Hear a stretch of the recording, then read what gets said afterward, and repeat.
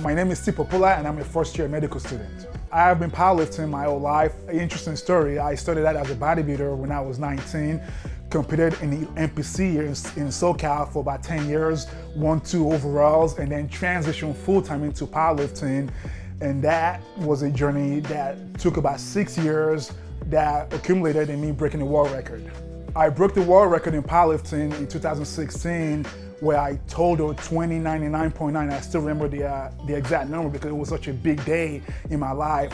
It was in the 242 weight class, and I believe the world record had been around for almost 25 years. Right after the world record, I decided to spend more time trying to achieve my goal of getting into med school. So I started going to school full-time at night while working during the day.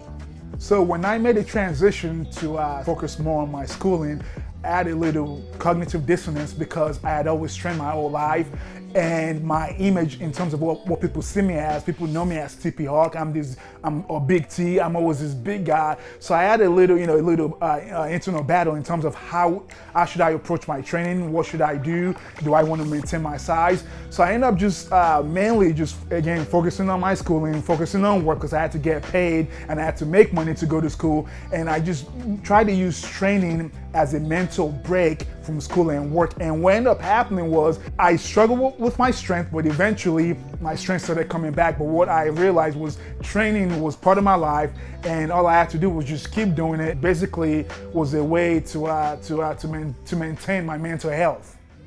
So there is a stereotype about big guys and intellect, and I'm pretty sure that started out probably from the 70s during the days of Arnold Schwarzenegger, when big guys, bodybuilders back, especially in Venice in California, were only known for one thing, and that was just to lift weights. But it's 2020. If there's anything we've learned in 2020 is you can do anything. Like your size or the way you look, the color of your skin should not dictate what you do. So again, I hope that my journey of being big and being jacked, of breaking the world record, will show everyone that you can do anything. And I think the main thing is you just have to have the goal. You have to have a dream, and then you have to set plans to chase that goal. So when it's all said and done, once I finish my medical school education, I hope to be one of the few medical doctors in the country that can implement and infuse nutrition into medicine. My wife and I, we've talked about this many times. Right now, we have a business where we do nutritional coaching. We're hoping once I have my proper degree and licenses, I can actually do a more well-rounded nutrition that also focuses on whatever chronic diseases you might have. And I'm also fascinated about powerlifting. Let's be honest, there's a stereotype about big buff powerlifters or even bodybuilders and this stereotype is basically powerlifters and bodybuilders don't live long. And I hope to be able to hopefully better understand the health of a powerlifter or a bodybuilder. We see the same thing being done in the NFL, where there's been many studies done about the brain of an NFL player after playing for so many years. I hope to be one of the medical doctors that would lead the research that looks into the health of lifters in general, because let's be honest, there are many more people nowadays that are lifting weights, and a lot of people always have this question: what happens to my heart from lifting weights? What happens if I take too much protein? We know some of this stuff, but I feel like we still need to know more information. And to be honest, I won't lie. I mean, a lot of my pursuit when it comes to lifting and medicine is really for selfish reasons, because I was a top-notch lifter when I was young, and I would like to know what happens to my health as I age. But I'm hoping, as I'm finding out these questions that pertains to my health, I can give this information to the world of lifting. When it comes to the body of knowledge of what we know about fitness and health, there are a lot of good stuff out there, but there's still a lot of questions. Like for me, one of the things that fascinates me is the use of testosterone. Let's be honest, a lot of guys and a lot of women nowadays are using anabolic androgenic steroids. And while we know that yes, you can take a small amount and you might be okay right now, but we really don't know what happens to you in the future. And this is because we just don't have any studies that looks at long-term use of anabolic steroids, even at a very small amount. So to me, those things are worth looking at, because when we look at one of the leading causes of death in the United States and in the entire world, it's heart disease. And we also know that testosterone, to some effect, have a role in heart disease. So a lot of times I wonder about the possible future connection that we might see with the use of anabolic steroids and the disease.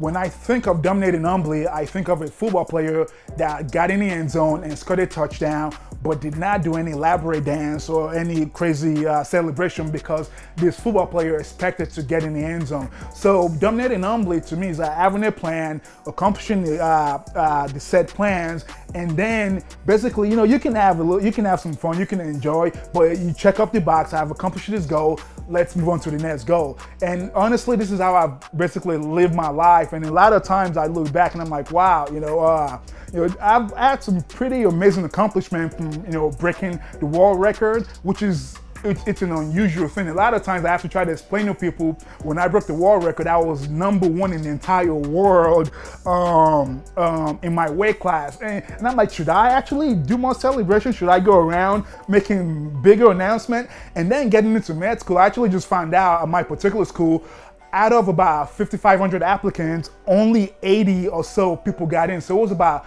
1.5%, So again, these are a very big accomplishment. But again, my thing about accomplishing goals is, yes, you should celebrate, but at the same time, you should have a higher expectation for yourself, and then just go after these goals and move on to the next one. My advice to young folks that are trying to accomplish big things is to literally itemize your goals. You have to pay attention to every detail of your goal, including your relationship. If you're in a relationship, your partner has to be part of your goals.